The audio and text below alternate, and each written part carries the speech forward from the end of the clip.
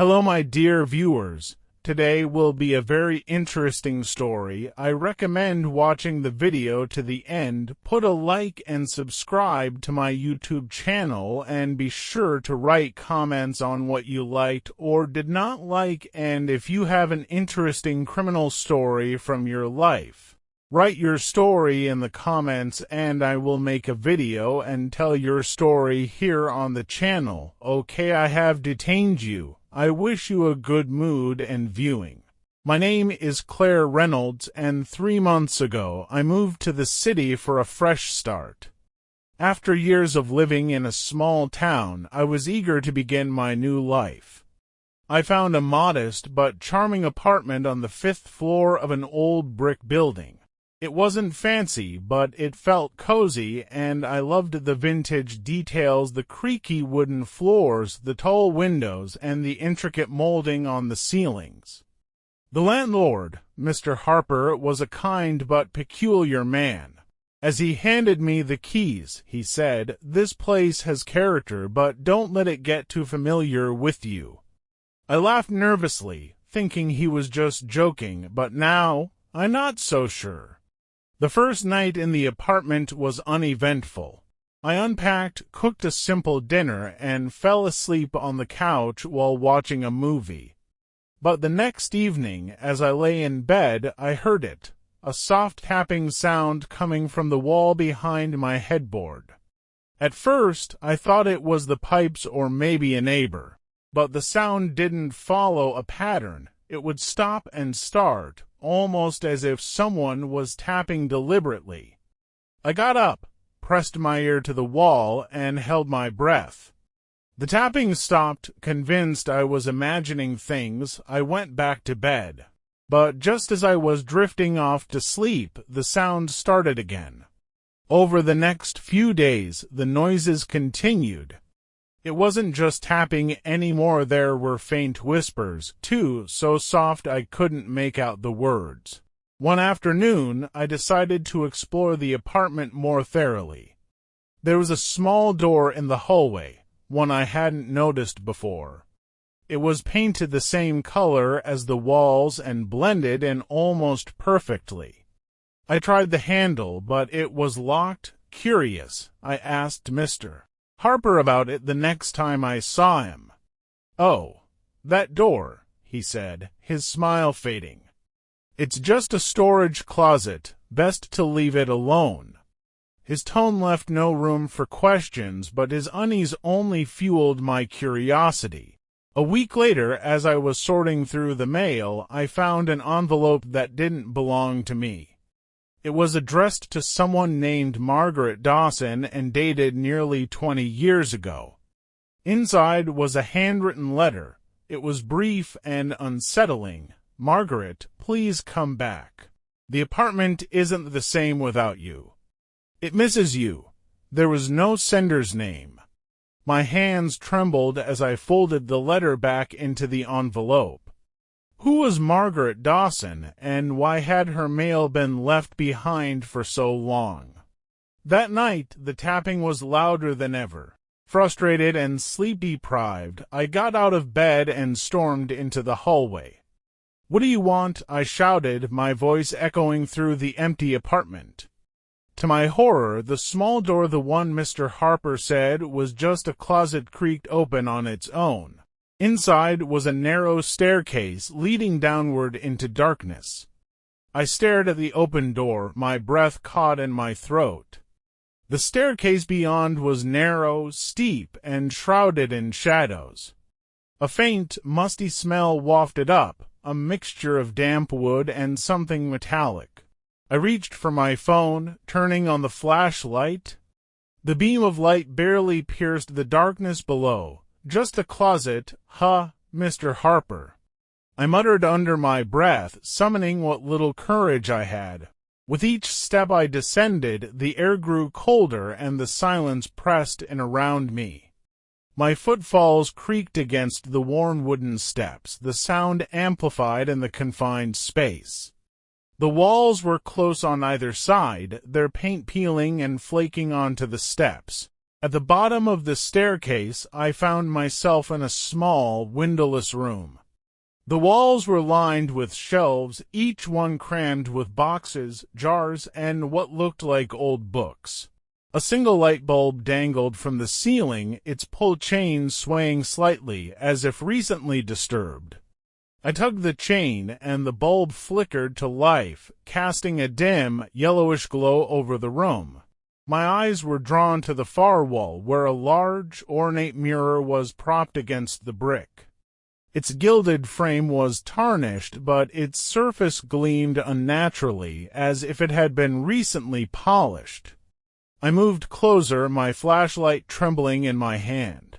That's when I noticed something chilling. My reflection in the mirror wasn't moving. I froze, my heart pounding in my chest. The figure in the mirror stared back at me, but while I held the flashlight, it didn't. Its arms hung limply at its sides, and its head tilted slightly, as if studying me. "Hello," I whispered, my voice barely audible. The reflection's lips parted, but no sound came out. Then, with a sudden, jarring movement, it raised one hand and pointed at me.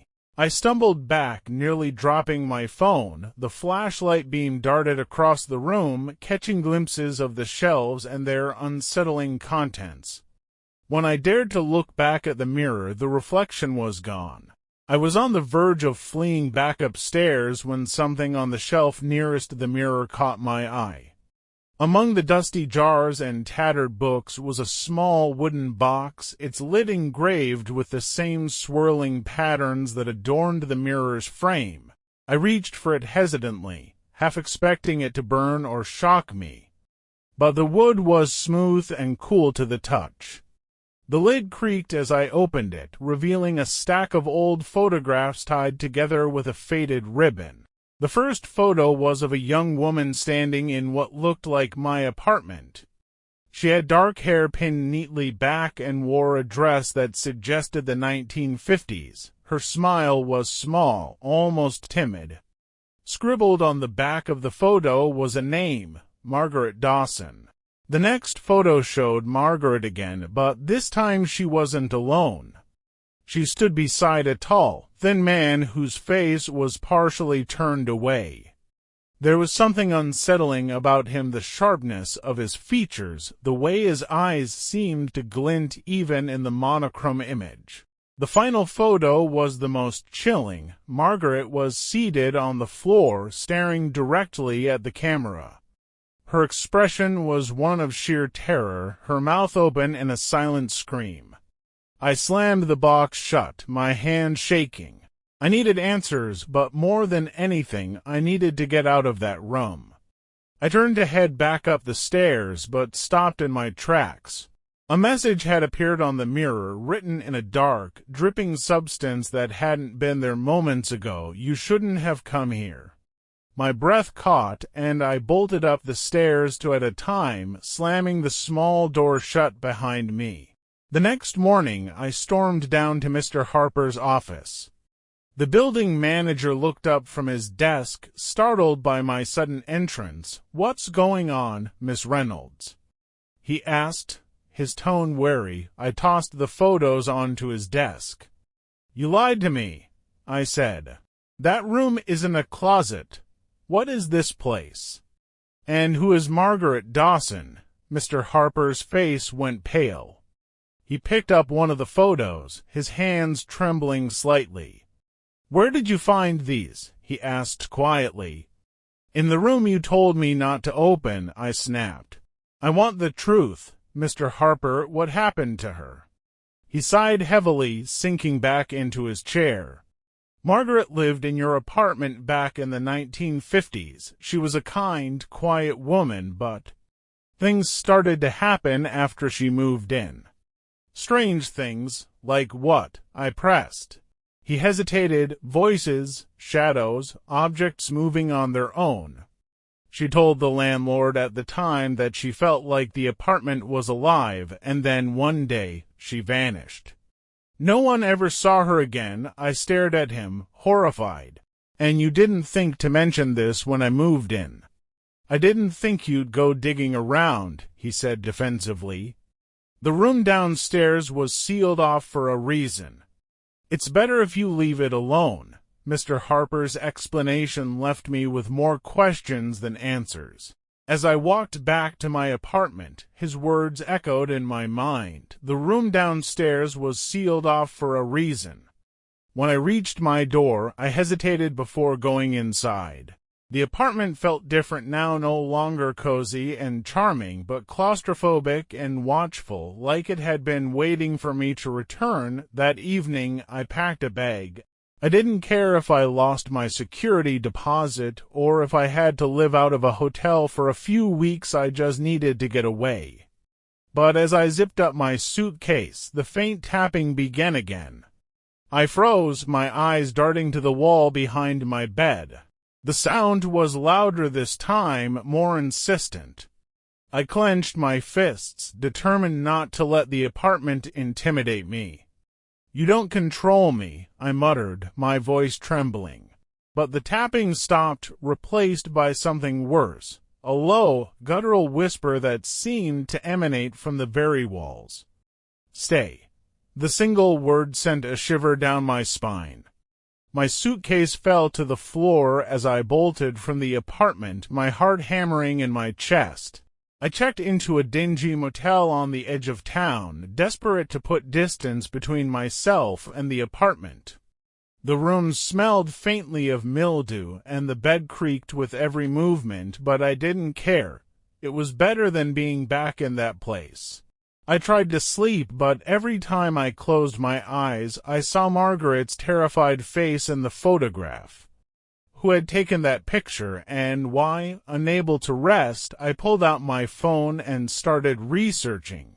A few hours of digging led me to a local historian who had written about the building's history.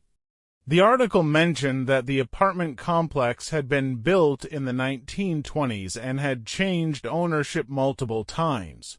But what caught my attention was a single line buried in the text. The building is rumored to be cursed, with a string of mysterious disappearances over the decades.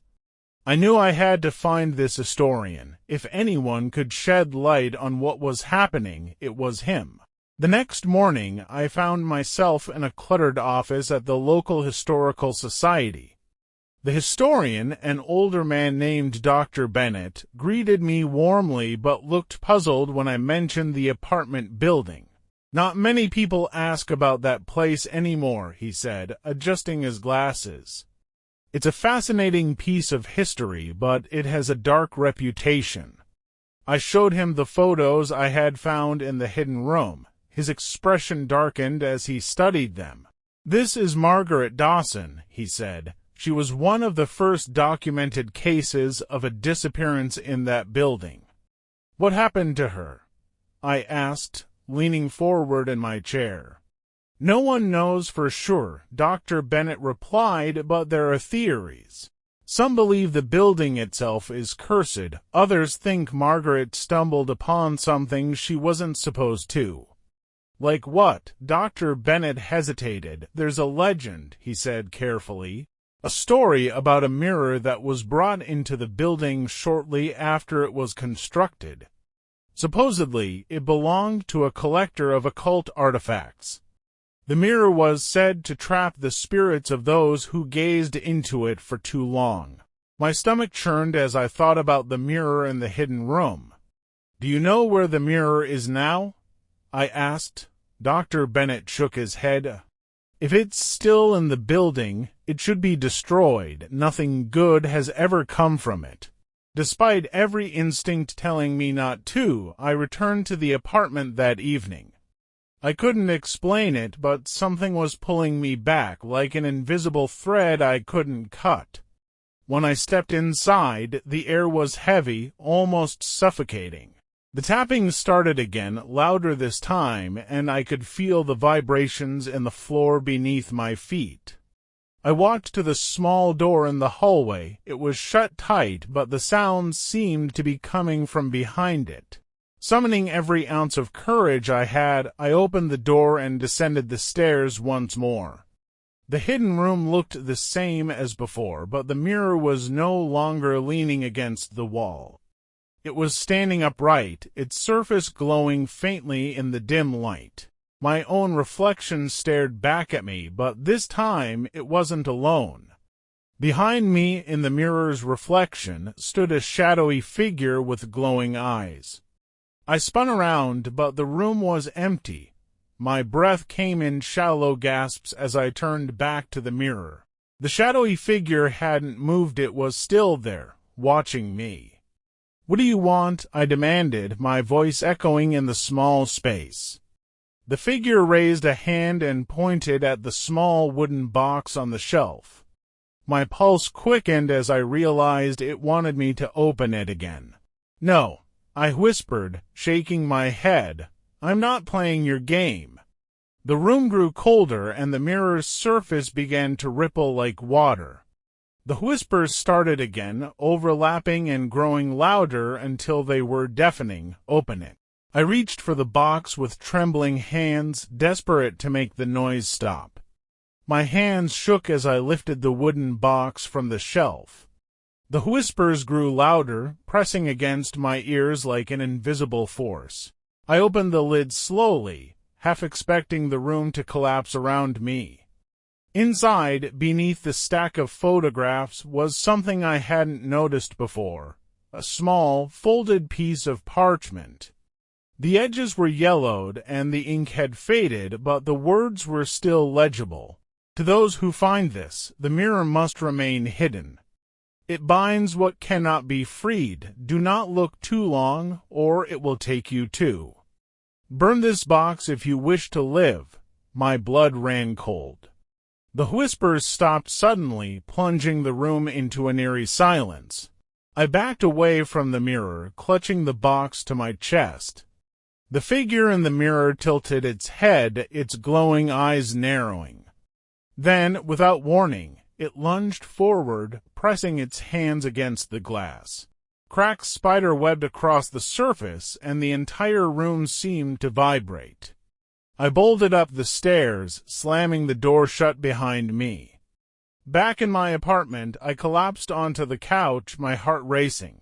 The box felt heavy in my lap, its contents a grim reminder of the danger I was in. I grabbed my phone and dialed Dr. Bennett's number. He answered after the second ring. "Karen, what's wrong?" I went back to the room. I said, my voice trembling, "The mirror, it's alive, Dr. Bennett. There's something inside it." There was a long pause before he spoke. "Listen to me carefully," he said. "You need to destroy that box immediately. If the mirror's connection to it is severed, it might weaken whatever is trapped inside." "How do I destroy it?" I asked, clutching the box tighter. "Fire," he replied, "but you must act quickly. The longer you wait, the stronger it will become." I grabbed my coat and the box, determined to get rid of it once and for all. But as I reached for the doorknob, the lights in the apartment flickered and a low rumble echoed through the walls. The tapping started again, louder than ever, and this time it wasn't just coming from one wall, it was everywhere. My phone buzzed in my pocket. When I pulled it out, the screen was black except for a single message: "You can't leave." I dropped the phone, my breath coming in shallow gasps. The door to the hallway slammed shut on its own, and the temperature in the room plummeted.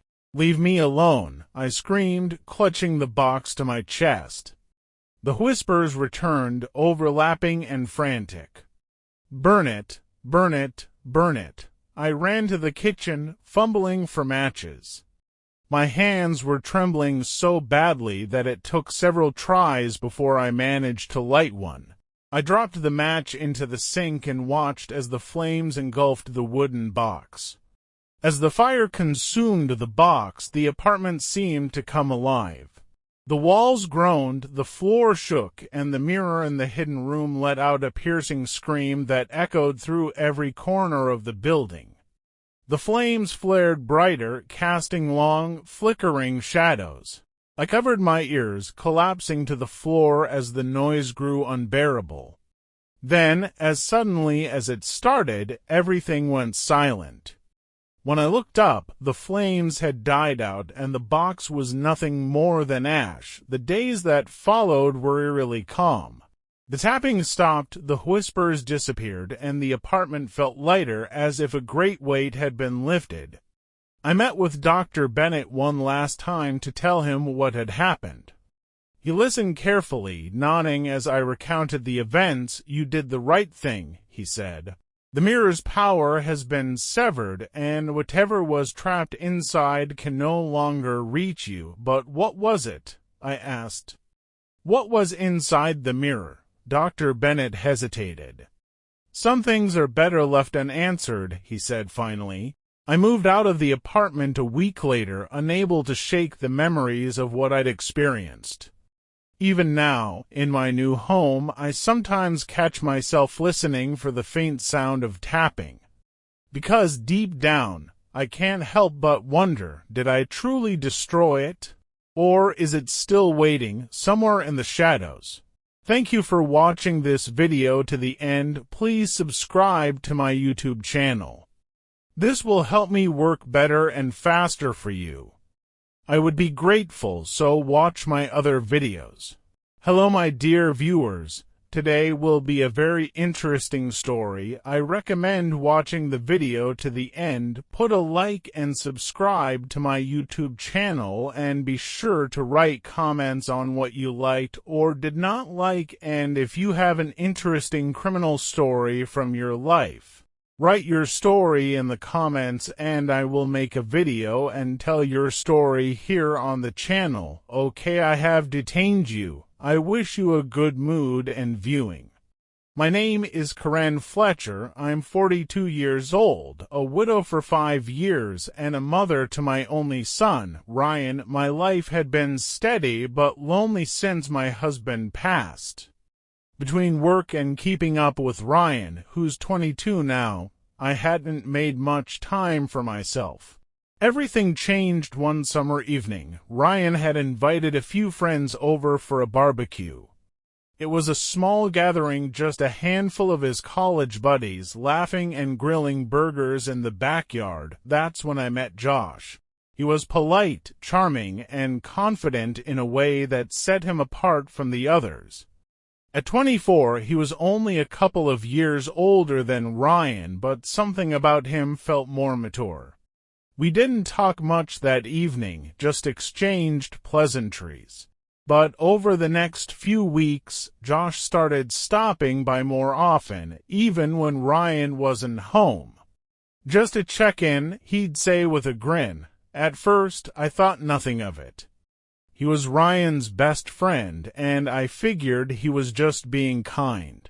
But soon I began to notice the way he looked at me, the lingering eye contact, the small compliments about my cooking, or the way I carried myself. I tried to ignore it, brushing it off as harmless. But deep down, I knew there was something more. One evening, Ryan went out with friends, leaving me home alone. Not long after he left, there was a knock at the door. It was Josh. "I didn't know you were coming over," I said, surprised. "I was in the area," he replied with a sheepish smile. "Thought I'd stop by and see how you're doing." I invited him in, and we ended up chatting over a glass of wine. He told me about his dreams, his struggles, and his admiration for how I'd managed to keep everything together after my husband passed. "You're incredible, Crifan," he said, his voice soft. I should have stopped him, but instead I let the moment linger. By the end of the night, one thing was clear. We were no longer just talking. The guilt hit me the next morning like a freight train. What was I thinking? He was my son's best friend, but Josh was persistent, and before long we were seeing each other regularly, though always in secret. At first, everything felt exciting, almost intoxicating. Josh had a way of making me feel seen, something I hadn't felt in years. But then I started to notice small inconsistencies in his stories. One day, he mentioned a new job at a financial firm downtown. A week later, he slipped up, claiming he was between jobs. When I asked about it, he laughed it off. Just a misunderstanding, he said. Then there were the phone calls. He'd excuse himself to take them, his voice dropping to a near whisper. And sometimes he'd disappear for days without explanation, only to return with vague excuses about family emergencies. I told myself not to overthink it, but the doubt was there, growing like a shadow in the back of my mind. One afternoon, while Josh and I were having lunch at a small cafe on the edge of town, a man approached our table. He was tall, rough-looking, with a scar running down the side of his face. "Josh," the man said, his voice low and menacing. Josh's face went pale. "Not now," he muttered, glancing nervously at me. The man ignored him, leaning closer. "You're late. You know what happens if you don't deliver." Before I could ask what was going on, the man walked away, leaving Josh visibly shaken. "Who was that?" I asked, my voice trembling. "Just someone from my past," he said, forcing a smile. "Nothing for you to worry about." But I couldn't shake the feeling that Josh was hiding something. A few days later, a package arrived at my doorstep addressed to Josh. It was small and heavy, wrapped in plain brown paper. Curiosity got the better of me. I opened it, finding a stack of cash and a small black notebook filled with strange symbols and names. My heart pounded as I flipped through the pages. When Josh came over later that evening, I confronted him. "What is this?" I demanded, holding up the notebook. His expression hardened. "You shouldn't have opened that, Crifan." "What's going on?" "Josher, who was that man at the cafe? And what are you involved in?" He hesitated before answering. "It's nothing, okay? Just business. I'll handle it," but his tone didn't reassure me. If anything, it made me more afraid. Josh's evasiveness left me with more questions than answers. As the days passed, I couldn't stop thinking about the package. Who was the man at the cafe, and why was Josh hiding stacks of cash and cryptic notes? One evening, while he was over at my house, his phone buzzed repeatedly. He ignored it at first, but the persistent ringing made it impossible for me not to notice. Finally, I asked, "Aren't you going to answer that?" Josh hesitated, his jaw tightening. "It's nothing," he said, shoving the phone into his pocket, but his reaction spoke volumes. Later that night, after he'd fallen asleep on the couch, I couldn't resist the urge to look through his phone. I told myself it was for my own safety. When I unlocked the screen, I found a series of texts from someone named JT. "JT, where's the money? JT, you're running out of time. JT, if you don't come through, it'll be her who pays." The implication sent a chill down my spine. Was he putting me in danger? The next morning, I waited for Josh to wake up before confronting him. I held up his phone, the messages from JT displayed on the screen. "What is this? Josher, who is JT, and what does he mean by it'll be her who pays?" Josh's face darkened, his expression a mix of anger and panic. "You had no right to go through my phone," he snapped. "I had every right," I shot back. "You've been lying to me, hiding things, and now someone's threatening me because of you. I deserve to know the truth." Josh sighed, running a hand through his hair. "It's not what you think," he said. "JT is just someone I owe money to. It's a misunderstanding, and I'm handling it," but his explanation didn't add up. "And the cash, the notebook, the package. That's part of it," he admitted reluctantly. "I've been trying to pay him back." I wanted to believe him, but the fear in his eyes told me there was more to the story. That afternoon, while Josh was out, I decided to investigate further. I took the black notebook from where I'd hidden it and began examining it in detail. The names listed inside were unfamiliar, but the symbols, some kind of code, caught my attention. I snapped photos of the pages and sent them to Emily, my old friend from college who worked in cybersecurity. She called me almost immediately. "Crifan, where did you get this?" she asked, her voice tinged with concern. "It's Josh's," I said. "Why? What do the symbols mean?" "This isn't just random," Emily said. "It looks like some kind of ledger, maybe for illegal transactions." "Crifan, I think Josh is involved in something serious." My heart sank. I'd been afraid of this, but hearing it confirmed made everything feel even more real. That evening, I received a call from an unknown number. A gruff voice spoke on the other end. "Stay out of it, Crifan. If you know what's good for you, you'll forget about Josh and his mess." My breath caught. "Who is this?" I demanded. The line went dead. My hands were shaking as I set the phone down. Someone knew I was digging into Josh's affairs, and they wanted me to stop. But how could I? I was already into deep. The pieces began to fall into place when I confronted Emily again with the photos. She managed to trace one of the names in the notebook to a man with a criminal record: money laundering, fraud, and racketeering. "Josh is connected to these people," Emily said. "And Crifan, if they've threatened you, you need to get out now," but leaving wasn't an option. I couldn't abandon my life, and I couldn't let Josh drag me further into this mess. I had to find a way to protect myself and expose the truth. The phone call from the unknown number haunted me for days. Someone knew I was poking around Josh's secrets, and they didn't like it. But I couldn't back down now. I needed to protect myself and find out the full truth before it was too late. I decided to confront Josh directly. If he wouldn't give me answers, I'd force him to. The next time he came over, I waited until we were sitting in the living room, the black notebook resting in my lap. "We need to talk," I said firmly. Josh's expression shifted the moment he saw the notebook. "Crifan, I told you to leave that alone," he said, his voice tense. "You're not in a position to tell me what to do," I shot back. "I know this isn't just about money. Who are these people, and why are they threatening me?"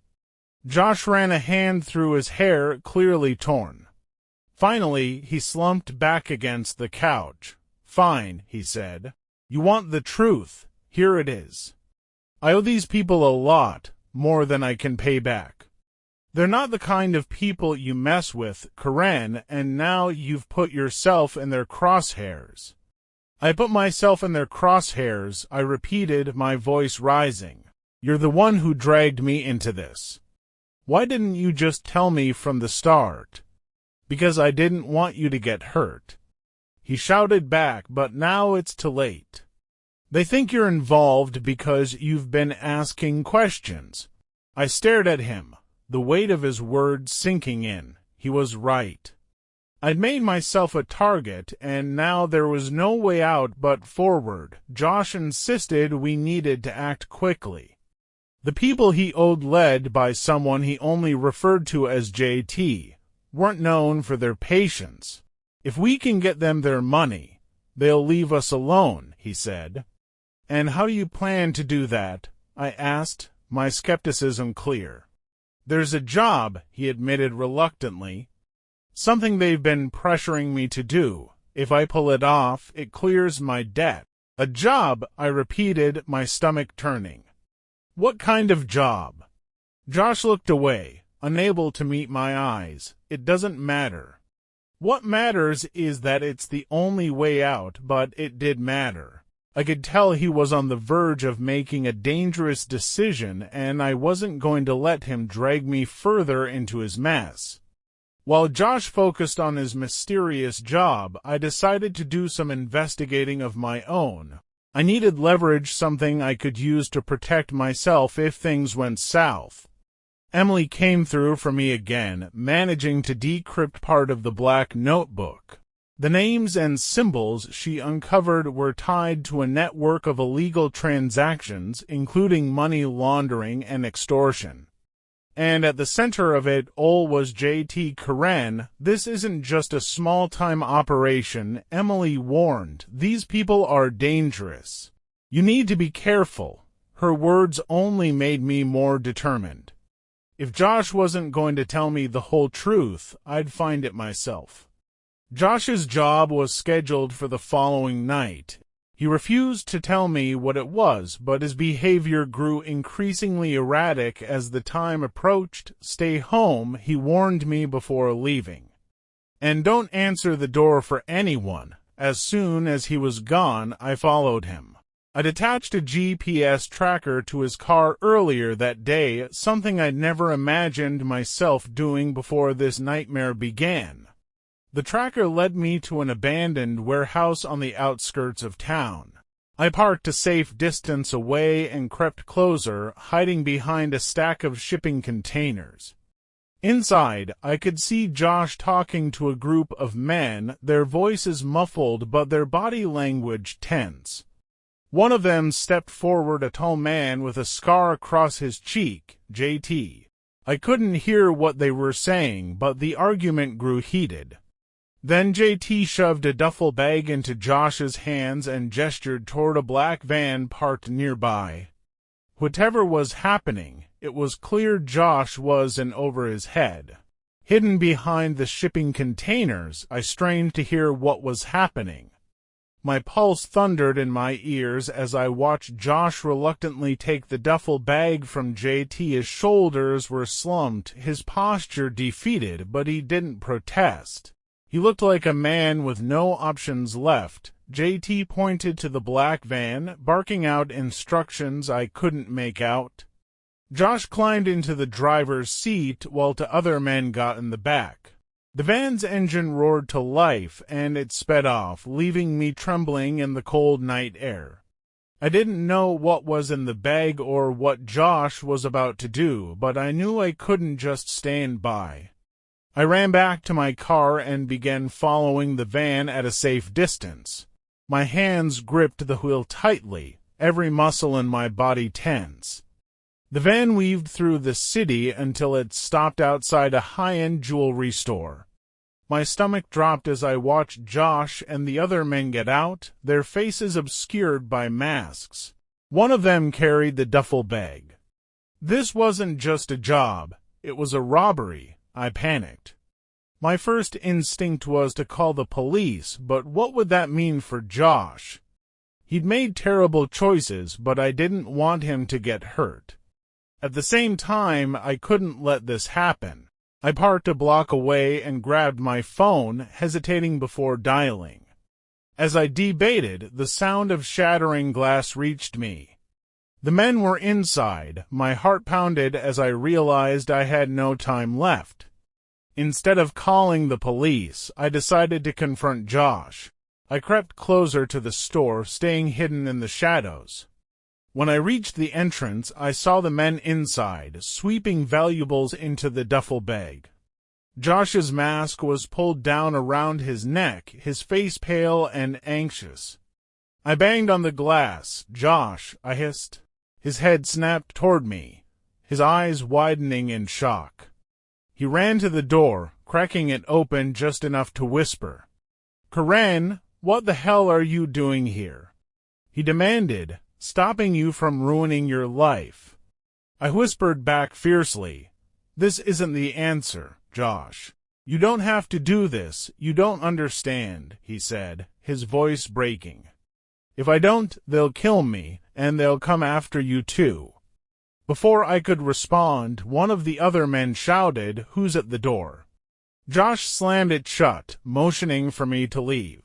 But I couldn't. I stayed rooted to the spot, determined to find another way. The robbery escalated quickly. The men loaded the bag with expensive watches and jewelry, their movements frantic. I realized I needed to act fast. I spotted a security panel near the side of the building, and an idea formed. I ran to it, pulling out my phone to take photos of the panel and the license plate of the van parked nearby. If I couldn't stop them now, I could at least gather evidence to use later.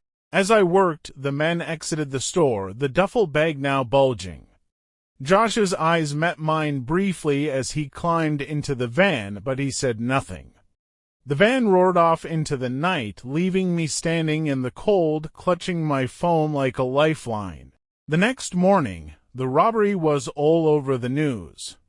Security cameras had captured footage of the masked men, but Josh's face had been partially visible when he'd pulled his mask down. The authorities were already searching for him. I called Emily, my voice shaking as I told her everything. I don't know what to do, I admitted. If I go to the police, he could go to jail. But if I stay silent, these people might come after me. Emily's voice was firm. You need to protect yourself, Crifan. If Josh is involved with people like JT, this won't end until they're stopped. I knew she was right, but the thought of turning Josh in made my stomach churn. He'd made terrible mistakes, but I couldn't help remembering the person he'd been before all of this. Could I really betray him? That evening, I received a call from Josh. His voice was desperate. Crifan, I need your help, he said. They're coming for me. I don't know what to do.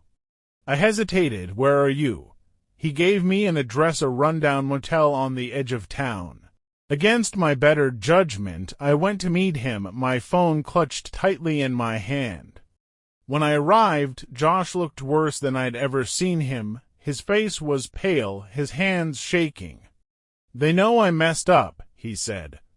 JT wants blood. If I don't pay him back, he'll kill me. Then we go to the police, I said firmly. It's the only way. I can't, Josh said, his voice breaking. You don't understand what they'll do. And what about what they'll do to me? I countered. You dragged me into this, Josh. I deserve to be safe. His shoulders slumped. For the first time, I saw real remorse in his eyes. Okay, he said quietly. Let's go. We went to the police station together. Josh confessed everything: the debt, the robbery, the threats from JT. In exchange for his cooperation, the authorities agreed to protect him and investigate JT's operation. It wasn't an easy process. Josh was sentenced to prison time, but his testimony helped bring down JT and his network, ending the cycle of crime. As for me, I moved on, though the scars of what happened lingered. I learned the hard way that love can blind you to the truth, but it also taught me the importance of standing up for myself. In the end, I wasn't just a victim, I was a survivor. Thank you for watching this video to the end. Please subscribe to my YouTube channel. This will help me work better and faster for you. I would be grateful, so watch my other videos.